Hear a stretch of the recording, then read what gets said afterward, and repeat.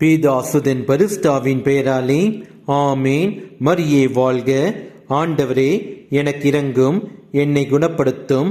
உமக்கு எதிராக பாவம் செய்தேன். அற்புத குழந்தை இயேசுவே, எங்கள் மேல் இரக்கமாயிரும். இயேசுவுக்கே புகழ்.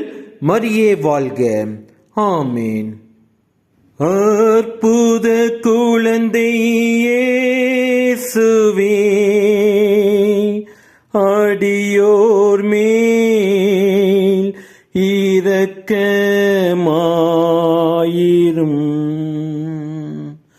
அற்புத குழந்தை இயேசுவே, அடியோர் மேல் இரக்கமாயிரும்.